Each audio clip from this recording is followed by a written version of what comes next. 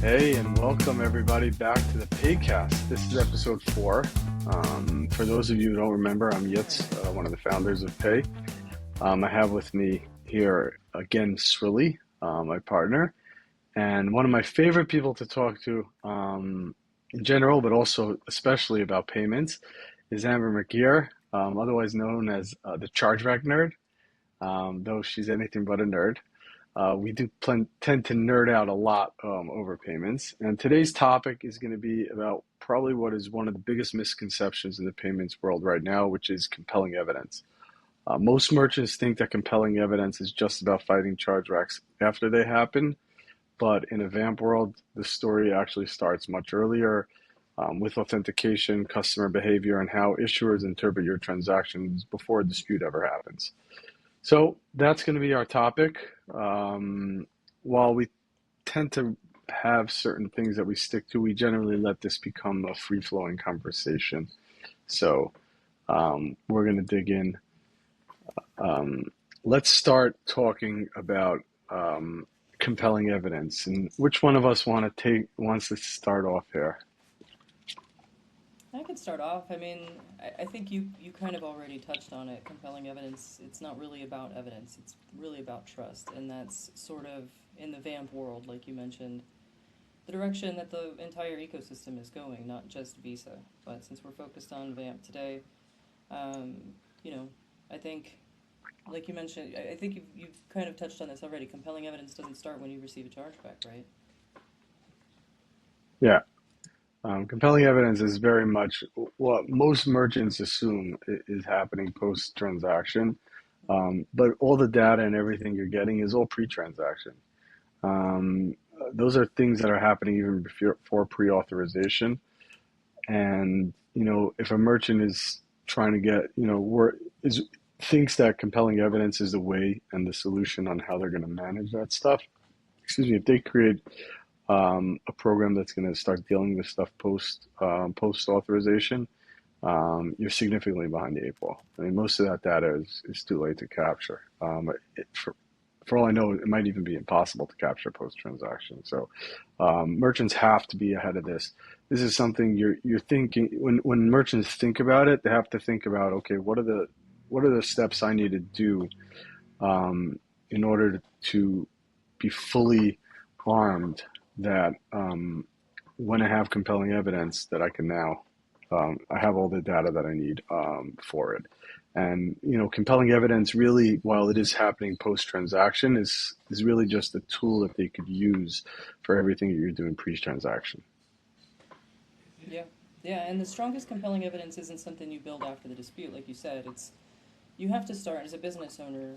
You have to start thinking about what's going to happen when a chargeback comes before you ever process your first transaction. So, the strongest compelling evidence is the customer relationship you build before you ever get a chargeback. So, making sure that you're communicating, tracking all of the elements that you need to present when you're returning compelling evidence 3.0 in response to a dispute or fraud report.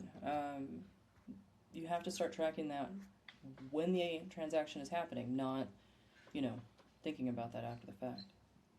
Yeah.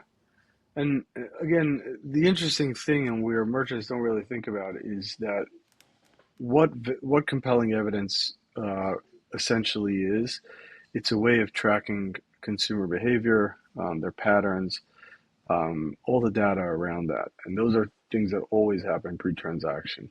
Um, and they've just created the tool to manage that, post-transaction. There are a lot of different misconceptions. I actually wanted one thing that I find fascinating about compelling evidence, which I had not understood originally. They had made an update. Like I'd also trashed compelling evidence for a longest time simply because it just was one of those solutions that really didn't work for most merchants. And the very simple reason is the initial version of compelling evidence required two prior transactions to happen between 90 and 100 and 365. 365 days. Sorry, 121 and 365 days prior that were not charged back, but it was limited to the same merchant. Almost there's a very limited subset of merchants that would find transactions that qualified. Um, I think it was in January. They made a very quiet update to it where they pushed out the thing. It was a little bit misleading in how they worded it. So most people, including myself, didn't realize that the impact it really had. But basically, they updated it to include two prior transactions across other acquirers. So there was no limit on this, and it's not limited just to the specific acquirer. It works across all acquirers.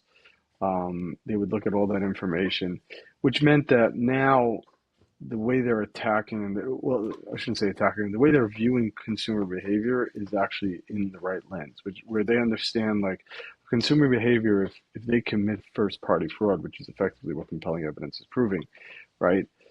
And they have a history of doing it, they'll be able to see it. And they're not looking at now only if you did it for one specific merchant. They're saying, hey, if you made a prior purchase from that device, so we know it was you can't now go to another merchant and make and charge it back and then claim you never authorized it.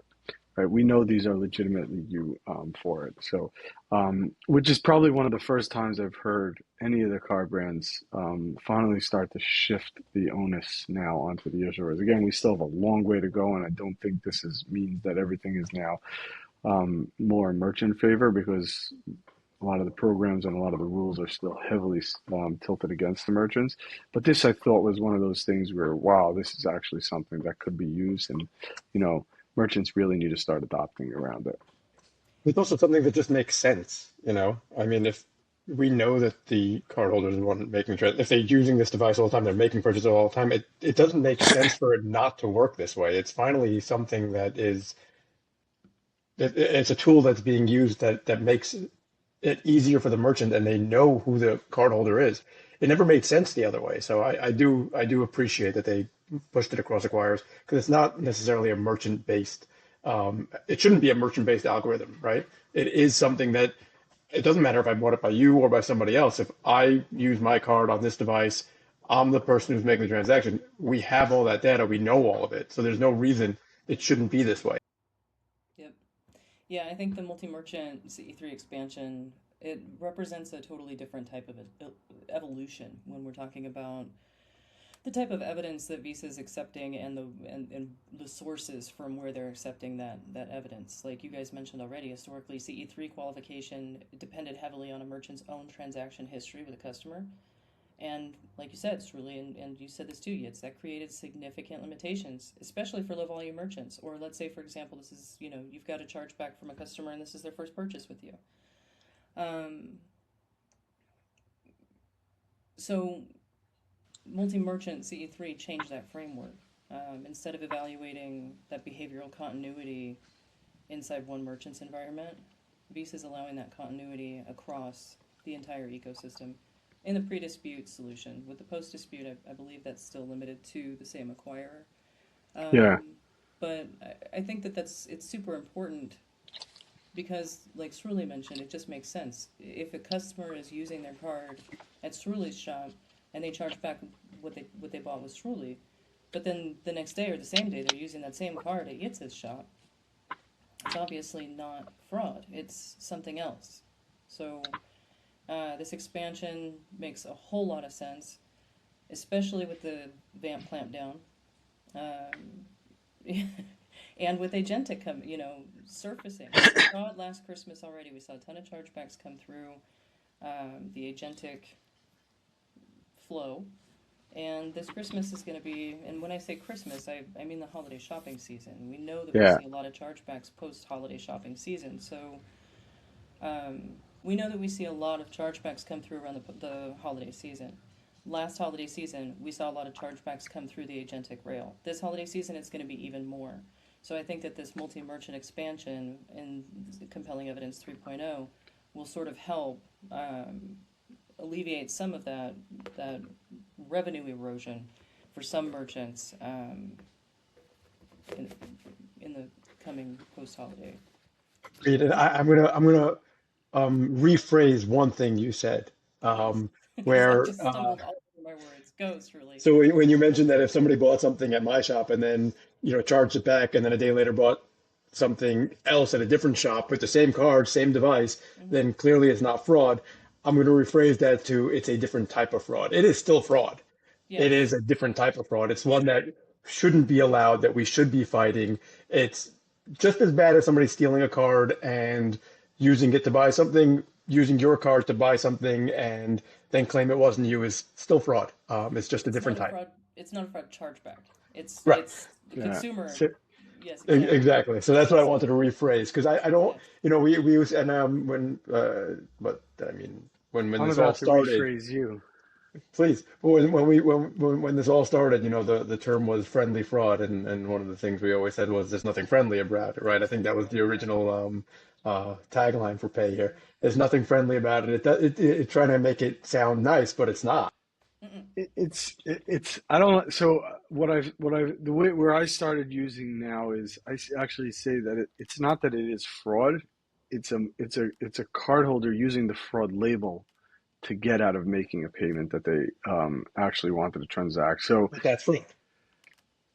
it's not fraud in the, but I get what you're saying, but I'm saying it's not fraud in from how the card brands are looking at it. That's another type of fraud that is not related specifically to card brands. It's like effectively going in there and stealing.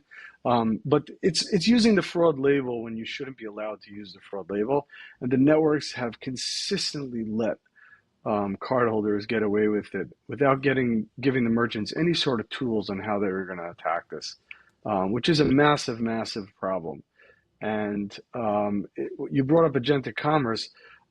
Interesting story. I was recently at a Mastercard event on fraud and everything, and they had a panel there where they were just discussing agentic commerce. And at the end of the panel, the moderator, asked the audience, "Does anybody here feel?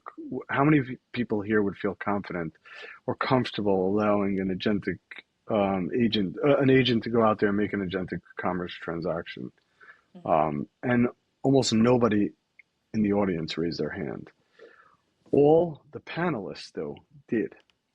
And when they asked them why are they comfortable making an agentic commerce transaction, one person on the panel said straight out, because at the end of the day, like I as a cardholder know I have no liability.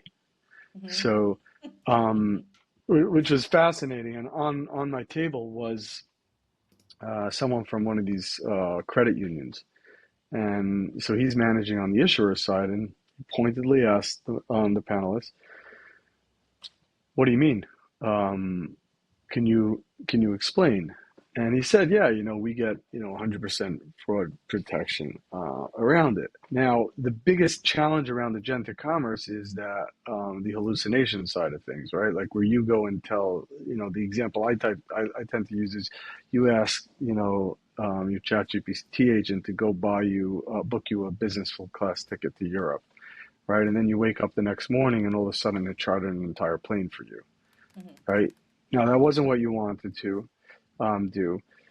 So you as a cardholder theoretically could charge it back. And this really brings up with it other issues, like who's actually going to pay for that? Like it's not the merchant's fault. They didn't do anything. Is it the cardholder's fault? I guess in the sense that it allowed the agent at that point to make the purchase could be, but it wasn't the intent of the cardholder either. It shouldn't be the issuer problem, and we all know the networks are going to be the last ones paying for anything. Hmm. So like, who actually does and getting I the mean, it's AI? like giving your kid your card, though, right? I mean, AI, if you entrust your card with somebody else, whether it's your child, a friend, or AI, it's your responsibility if they go ahead and make a purchase with that. You knowingly gave your card, you knowingly gave it to an AI that we know hallucinates. At the end of the day, I think right now there's no question that it should be on, it should be on the cardholder. But the question remains. I mean, the fact remains that cardholders will dispute, like Yit said. I mean, it could be Oh, just as simple as 100%. like I ordered a red T-shirt and I was expecting fire engine red, but I got maroon or I got cranberry. A If hundred percent. the agent is and how do you govern color? How do you say, no, I want this to be in between this hex code and that hex code? Agents are facilitators. They're not consumers, and they're definitely not merchants, right? So they're these agents that are basically, or the systems that are facilitating the agents that are go-betweens. They're not merchants of record. They don't issue bins. They don't have PCRs. They're basically just acting as facilitators on behalf of the cardholder, but that doesn't mean that the cardholder isn't going to say, that's not the t-shirt I ordered. I didn't charter an entire plane. This all kind of circles around intent. You know, with Visa, whenever a cardholder defines an intent to make a purchase, there's a dynamic token verification that's issued, and if there's no DTV, then there's no transaction. So this is a one-time 3-digit code that's generated by Visa. It's not reusable. It can't be used for subscriptions. So merchants have to make sure that they're treating those DTVs as a normal pan flow. Or I'm sorry, if they're treating those DTVs as a normal pan flow, then things are just going to break. So I'm kind of rabbit holing here, but my point is basically that I don't personally think, after many conversations with people across the ecosystem, whether I'm talking to people at Visa, or I'm talking to merchants, or I'm talking to people who are creating these platforms that facilitate agentic commerce, no one's really ready for disputes. Everybody's ready for auth. Everybody wants to maximize approvals. Everybody's ready for all of this stuff. How do we get people through the cart? But they're not thinking about what comes down the pike up to 120 days and sometimes longer than that, depending on what type of delivery the customer is expecting. What comes after that? So I'm going to stop rabbit holing here. Yeah, no, I agree 100%, and I think what's going to end up happening is what's always historically happened in this industry is that the ones who are going to take the brunt of it before everything's figured out are going to end up being merchants. I think you're going to see a lot of merchants just dealing with chargebacks and lost revenue simply because it's an infrastructure that wasn't really built to support it. And my personal opinion on this thing is, I really do think that unless there is a significant change on a rule level, you're not going to have a good solution around it. Like, they're ultimately like this is a rule problem more than a fraud problem. Like, first party true fraud makes up, they say, like 0.25% of all transactions, was a statistic I heard. And if you go to countries like but majority of fraud that's happening in the world is what they call first party fraud, right? Friendly fraud. You go to certain regions like the EU where 3DS is mandatory, their fraud rates are like almost non-existent compared to places like, especially the U.S., but other countries as well. So let me ask you, how does 3DS work with agentic flows when there's no step up? So I have a hard time believing that 3DS. I think it'll utilize what's called decoupled authentication, where it'll happen, then the cardholder will get the request that wherever they are to go and complete that authentication. I think that's I ultimately think the there'll world also we're be going to live in. patterns.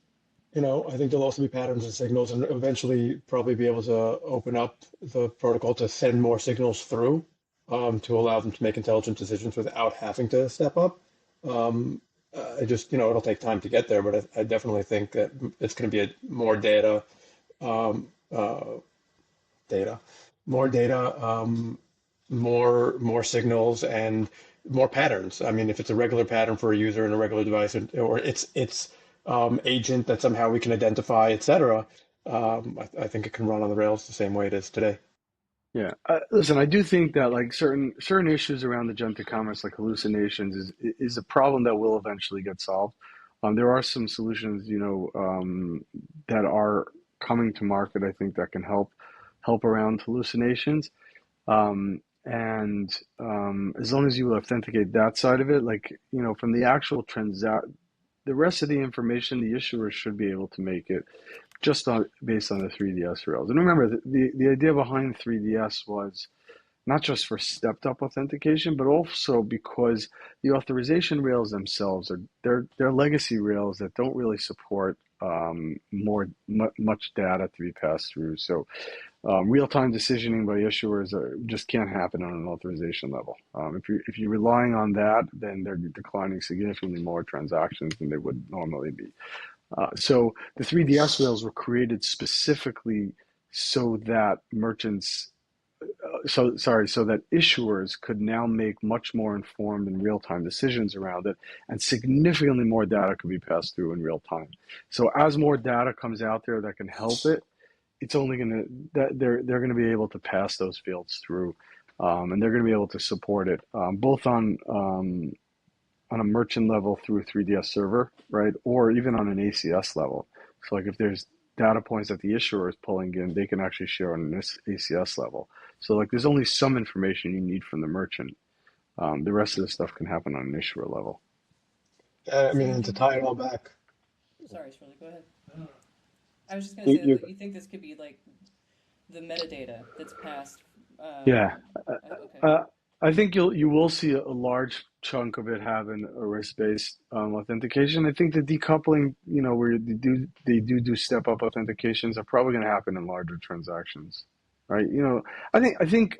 Listen, well, this is absolutely. In a hallucination scenario where you have an AI agent, running out there and chartering a plane, right? That's going to definitely trigger alarms, and you can do a decoupled authentication at that point, right? But for a regular purchase, probably wouldn't do it. So it's very similar to how 3DS works today, and it's all about the signals and what, you know, the algorithm and what is typical for this particular cardholder or within normal range for people, et cetera. And when something triggers that alarm, they do a step up, they do an authentication, and they confirm. Mm-hmm.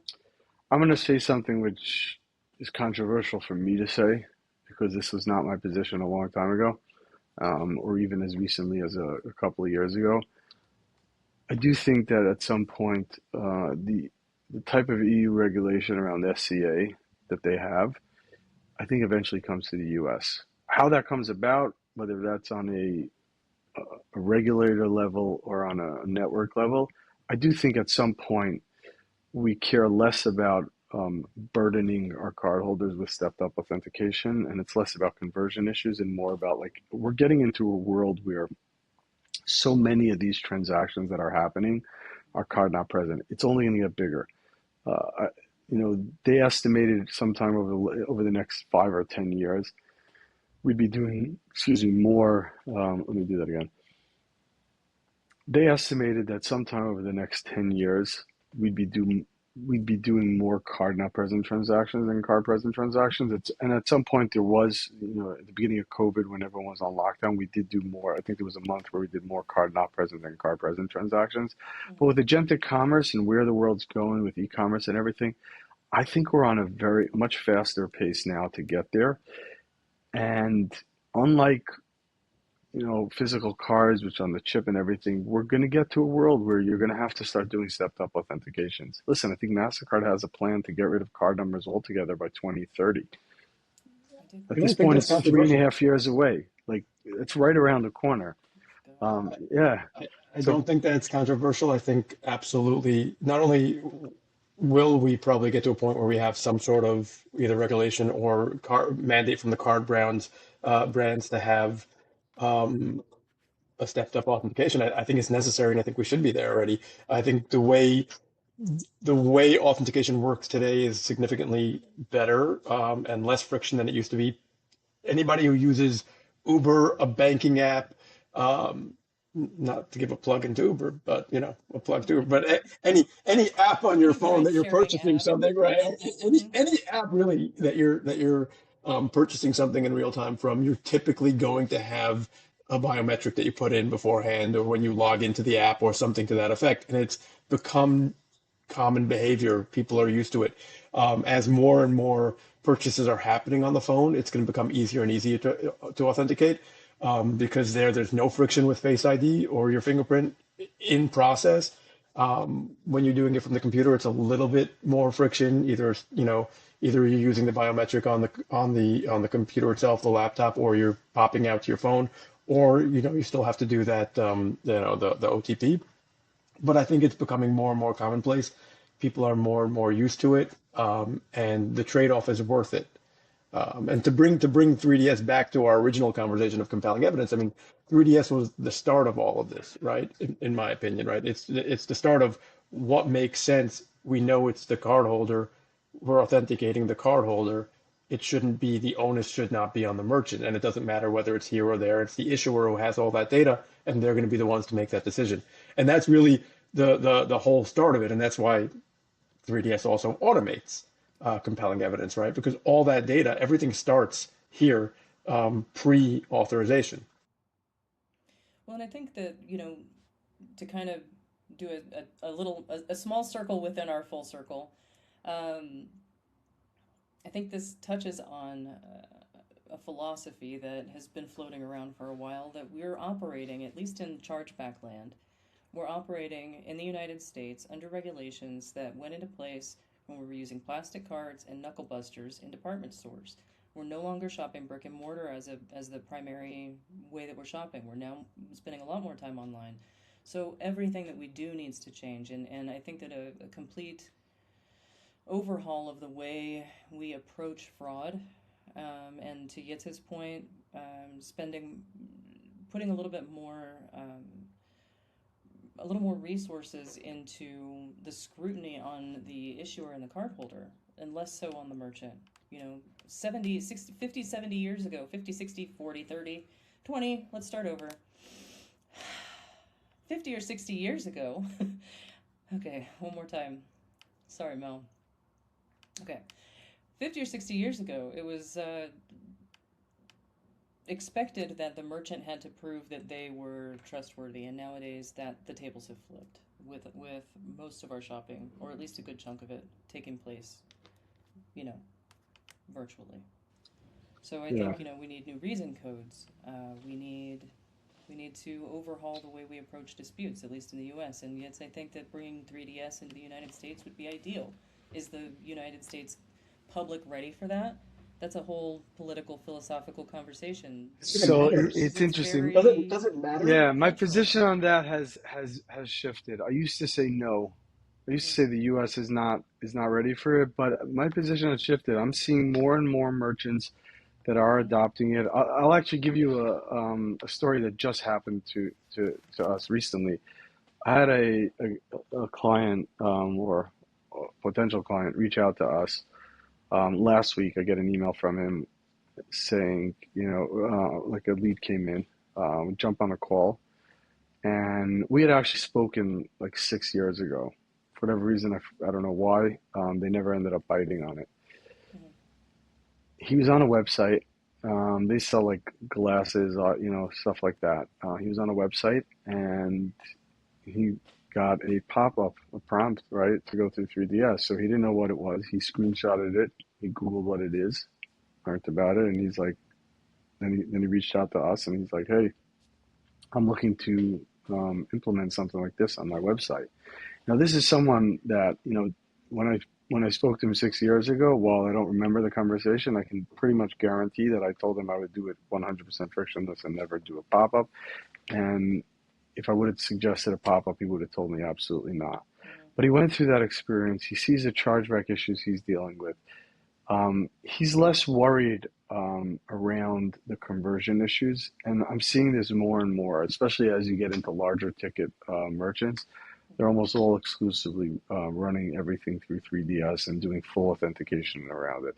I think the US is much Not only do more, they run it fully through 3DS and full authentication around it, they will not send any non-authenticated transaction to authorization. yeah, Nor and, should and you, they if they're yeah, dealing in the higher ticket yeah, categories. and you're seeing more and more merchants. Like, listen, if you ever checking out on BestBuy.com, they're running 3DS. They're safe. They're almost always prompting. The experience is actually a pretty decent experience. I will tell you that I checked out on Dell's website last night, not because I was buying a PC. I am not. I'm a Mac guy through and through, a full-blown Apple fanboy. But on the American Express Platinum card, everyone knows you get a $200 credit. It expires at the end by June 30th. You get 200 on the first half of the year and 200 the second half of the year. So So I had what'd to you buy buy? something. I actually bought a drone. I had nothing to buy, Did you? but hey, I'm getting free money. Yeah. Oh, So, cool. Oh, yeah, that's so cool. It puts But just a whole new angle on the podcast. yeah. yes, So, by the while way, you're mentioning products like your Mac through and through all that, just remember we're not sponsored yet. yeah, we're not sponsored yet, but maybe we will be. I will tell you the Dell experience with 3DS was absolutely terrible. Hmm. This was an experience that I would have probably 15 years ago, where I got a pop up, a white pop up. It was a white screen. It didn't do anything. And then after like 10 seconds, it closed itself out and went through authentication. It was They're like, clearly not using our solution. by the way, Clearly. the first time it happened to me when I did it, I actually closed out the box because I thought it just broke. I knew what it was, so I wasn't afraid it was a phishing attack, but I thought it broke. So eventually I just closed out the box. There was nothing. There was just a white screen. It was a really terrible experience. Somebody at Dell reach out. Yeah. I think you're right. I think you're right, though. I think that it's going to that it today the conversation would be a lot more open-minded around 3DS in the United States than it would have like 5 or 6 years ago. And I think that more merchants, even toward the lower end of the AOV scale, would be considering 3DS when they balance the the ROI. Basically, am I putting myself at risk for fraud? And if so, is it worth it? If it's worth it, and it's not really creating much more friction. I mean, like if you think about it, Yeah. Can I ask a question? sure. Both of you, I think, said before that you're not sure if the general public of the US is ready for it. Hmm. My question is, so like, and really what I mean is like if the card brands or regulation, however it comes about, says, okay, every transaction as of this date needs 3DS, Hmm. are people going to stop shopping? Nobody's going to go No, back to the brick and mortar store. no, but people are It's gonna just lose going to their become minds. Look at what for happened when five we made minutes. everybody wear masks during COVID. But for 5 minutes, right? I For know. literally 5 minutes, the chip and pin, what happened? So you put your pin in now. Everybody made a big deal about it for the first 5 minutes. Oh, I'm putting my chip in. It's taking 3 seconds to authenticate. Okay. They Yeah, still go to the grocery store. They still buy what they need. it's true. It's true. Okay, you got a good point. So even if everybody flips their lids, then the dust settles and we make purchases and life goes on. And you have a better system.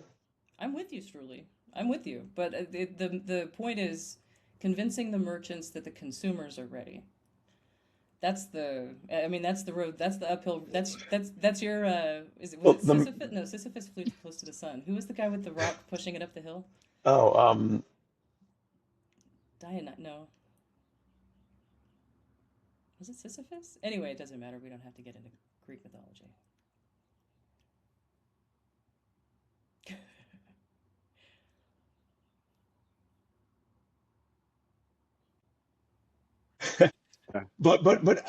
just to go back to that, the merchants might think that they're not. But again, like you tell the merchants you have to do it. Yeah. Well, I mean, They're not going to stop taking credit cards. they're not. That's true. I think it would freak people out. I think that as a consumer, if I try to zoom out and remove what I know about making e-commerce purchases, and put myself in the shoes of somebody like my mom who's older and might not understand what 3DS is. I think initially it would create some friction, but I think it would come out in the wash. But again, But we we're have it already. Meaning, all the airlines use 3DS, and many times, very often, you'll even have the friction part of it. I bought, that's true. I mean, and like it's mentioned before, Best Buy. People are already experiencing it. It's just in small chunks. Hmm. And for big stuff where they're expecting it. So I don't. I'm not a. I'm not a. I'm not as against the idea of the general public accepting it as I would have been a few years ago. I just Yeah. think that there's probably. I mean, there's. I think, Same. It's a cultural thing, you know. yeah. It's very. There's still a lot of very. Oh, There's if still a I lot of was on people the other that don't side, trust e-commerce at all. I mean, like I I know think the people who. EU, I think the EU is really like our guinea pig, Mhm. and they're gonna like solve the challenge around how we do it, and then at some point, once they figure certain things out, then it'll shift, and you'll see more adoption around it. But when I say that, I do think at some point that could be 5 years down the line. Like, one thing we know about payments is it is so slow moving. Like, it's not like Sully mentioned Uber. Uber came in, and within a period of a few years, they, the ride sharing Disrupted the whole companies industry. completely disrupted the taxi industry. So for some places like New York City and in big cities, that's a big, big deal. Like, medallions, went from being the best investment you can ever own to probably the worst investment you can own. But when it comes to the payments world, you're never going to see that. You're not going to wake up just like over a period of a few years and be like, wow, making payments so different. It's going to happen like a slow evolution where you might look back in 20 years from now and say, like, wow, we're making payments so different. I mean, you can't say that we're doing that right now in the last 60 years. Like, the only thing that's really evolved is we've gone from a carbon copy, or as they call it, knuckle busters, to mag stripes and chips. Not really like a groundbreaking evolution. You're still walking around with the same credit card You that you know, did 60 years ago. Tokens you and know, all kinds of there's been a lot of changes. There's been a yeah. lot of changes, but also I'm not saying even that you should But do all friction on every transaction. What I'm saying is, you're the same way the chip and pin came here with just chip, no pin, right? I think 3DS can come here with frictionless and only do the stepped up when needed, like it is right now, 80/20, right? It's about 80/20 right now. And there's absolutely no reason that we shouldn't be doing behind the scenes frictionless 3DS on every transaction so that we can make the cardholders a little bit more responsible with their purchases and their claims. Um, give the merchants the protection, take fraud or the fraud label for first party fraud out of the ecosystem, and when necessary, do a friction. Right? It's the same way we brought over chip and pin. We can bring over, instead of bringing over the full friction on every transaction, 2FA, SCA, whatever you want to call it that they have in Europe. Here it could be frictionless and only SCA when necessary. I have no problem with that. But I do think it will be helpful to the whole ecosystem to have those checks and balances in place. I think one thing we have to consider too is that 3DS is really great at stopping true fraud, and this would stop or at least hinder most abuse of the fraud reason code. But that's not the only problem that merchants are running up against. And I think that's where like Visa's whole idea around compelling evidence and the expansion of it comes in. Like 3DS helps authenticate transactions, it reduces the true fraud, it creates stronger signals, but the compelling evidence helps explain legit customer behavior, a history of it. It helps fight the friendly fraud, the stuff that isn't real fraud, and supports recurring customer relationships. So I think the two Three, kind of three, attack the same enemy from different angles. But I think even if we were to incorporate 3DS in or an 80/20 break, like you were suggesting, across all e-commerce, it would really only stop the true fraud, which is the point, but it doesn't stop all of the I'm gonna merchants. push back on that. It does stop the friendly fraud, right? The whole point is that we are authenticating the cardholder, so we know it's shifting the liability to the issuer. The point isn't to shift the liability to the issuer, right? The point of 3DS in its truest form is to shift the liability to the issuer for the issuer to push back. And the issuer will push back once there's enough 3DS happening in the ecosystem. Right now, it's not worth it to them because of the cash value isn't worth it to them, right? But in an environment where they are actually liable for all these transactions, they'll push back like a card present. In a card present environment, they will push back. Yes, we've already heard your story on the I don't, podcast. I don't think we I can don't do it know if they again. would. I don't know if they would push back, but they could push back. I do think that ultimately it's going to Which be they would. no. I think it's a dollar amount that to do it. Like, you even see it happen in the card present world. Like, listen, first party fraud does happen on a small level in the card present world, but not nearly. But until the issuers actually feel real pain, Exactly. then they'll start pushing back on it. But the idea is the networks are giving the tools or the data to the issuers where they could push back if they wanted to. Now it's up to them. But at the end of the day, merchants can't really do anything around that and do it. So, all right, I think we actually have enough. What's fascinating We about stayed this on is topic. I know. we did not stay on topic. Not at all. Was what I was going to be to say. We started off on compelling evidence, and we completely digressed from that. But it was all payments. It was, Yes. Well, yeah. yeah. That It was, we could listen. Amber and I could nerd out for hours on this oh stuff. my God, I know. So, so there is a lot. I do think we should do a follow up where we try to stick somewhat to topic around it.